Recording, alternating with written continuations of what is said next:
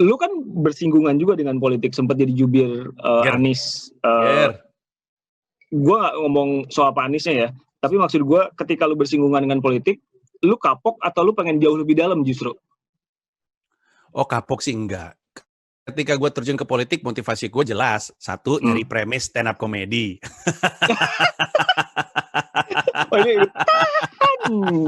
Oh iya. Sesuatu yang akhirnya gue dapatkan dan gue lahirkan dalam bentuk pertunjukan Septic Tank. Contohnya apa?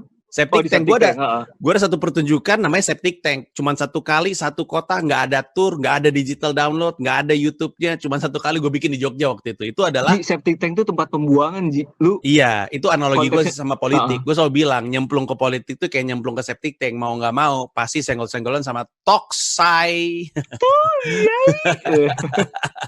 Jadi itu. Jadi waktu gue nyemplung ke politik, motivasi gue jelas. Gue pengen nyari premis, plus gue tuh suka marketing dan suka politik. Nah, kampanye politik tuh leburan keduanya.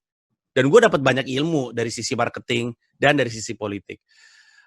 Jadi motivasi gue jelas. Jadi nggak ada rasa sesal. Malah gue bersyukur karena bisa dibilang kemarin terlibat ke politik membuka cakrawala gue. Gue berdiri di vantage point yang lebih baik menurut gue. Tapi untuk terlibat lebih dalam, rasanya enggak. Karena akhirnya gue paham bahwa sebagaimanapun gue suka politik dan ingin terlibat dalam politik dan ingin terjun, tapi semakin dalam gue semakin sadar bahwa emang gue nggak kompeten untuk terjun ke politik. Sebaiknya gue dorong orang yang kompeten gitu.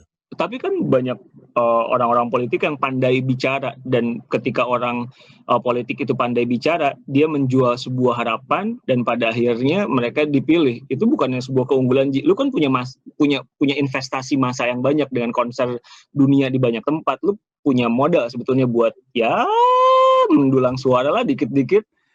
Ya bro, ini yang jadi masalah politik Indonesia. Orang itu memang banyak yang bisa kepilih, tapi bisa menjabat adalah hal yang berbeda. Popularitas versus kapabilitas ya. Popularitas termasuk kemampuan untuk bicaranya gitu. Kayak gue bisa kepilih, bisa yakin, taruh gue dimanapun kepilih gue.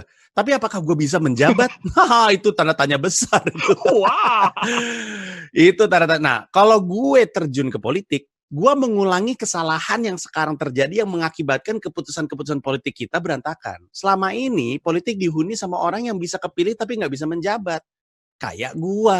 Lah kalau gue mengulang apa yang terjadi kemarin, ya gue kan memperpanjang masalah Indonesia. Sebaiknya orang yang bisa kepilih adalah orang yang juga bisa menjabat. Dan ada yang seperti itu saat ini di politik Indonesia, tapi harus diduplikasi karena seperti yang kita tahu, banyak juga yang nggak kompeten.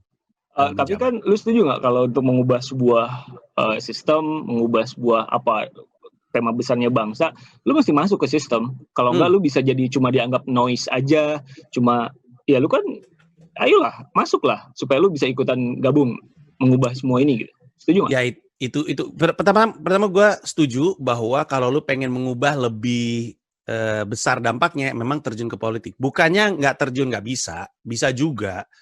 Rasanya kantata taqwa Iwan Fals pada zamannya memberi pemahaman politik. Sorry ini referensinya agak lawas ya. Kita untuk kekiniannya efek rumah kaca deh ya. Siap, gue ya aja lagi.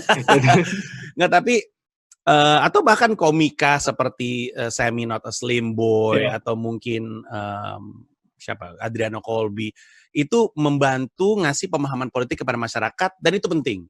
Tapi kalau pengen berdampak langsung dalam bentuk kebijakan memang harus terjun. Nah yang jadi masalah adalah gue nggak pengen orang yang terjun ke politik cuman bawa mimpi. Sebaiknya bawa misi. Bedanya di mana? Mimpi mah mengawang. Misi udah datang dengan latar belakang masalah. Ini contohnya nih. Ini orang yang terjun ke politik bawa mimpi. Ditanya, ngapain lo ke politik?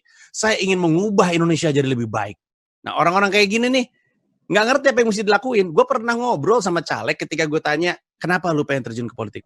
Saya lelah dengan intoleransi yang terjadi di Indonesia, jadi saya pengen terjun ke politik untuk menghapus intoleransi. Gue tanya gimana caranya menghapus intoleransi? Jawabannya adalah dengan membuat pemerintah lebih transparan.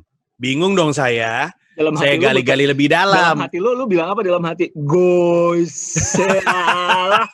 Dalam hati saya tidak berkata apa-apa, tapi ada soundtrack, bro. Ada miak miak miak miau miau miau miau gitu di dalam kepala. Tapi saya diam aja. Gue gali lebih dalam, ternyata dia benar-benar masih mengawang gitu. Nah, bedanya dengan misi apa? Misi ini kayak gini. Kenapa lu mau terjun ke politik? Gue mau atlet-atlet Indonesia punya jaminan hari tua. Gue pengen nggak ada lagi tuh atlet yang ketika dia udah berprestasi, dia kemudian terpaksa harus menjual medalinya untuk jadi kemudian jadi tukang beca dan segala macam. Itu misi itu. Karena dia datang dengan latar belakang masalah yang jelas. Dia lihat masalah, dia tahu bagaimana solusinya, dia udah melakukan riset, dia masuk untuk menciptakan produk undang-undang yang mengarah ke sana. Itu contohnya tuh. Nah, jadi lu punya misi dong, Ji.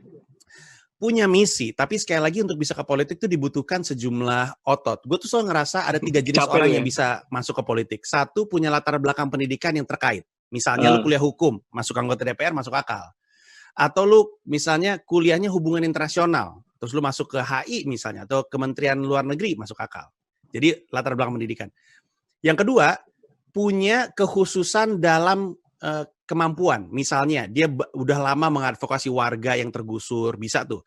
Atau udah lama peduli dengan aktivisme kesetaraan hak gender, itu bisa tuh. Jadi dia lama tuh ada aktivismenya. Artinya dia udah ketemu sama stakeholder, dekat dengan masalah, bisa mengubah. Dan yang terakhir adalah orang yang udah punya otot politik yang kuat. Biasanya orang yang ikutan organisasi underbow dari partai politik. Supaya dia nggak kaget. Nggak punya salah satu, nggak apa-apa. Tapi kalau nggak punya semuanya, berantakan di dalam.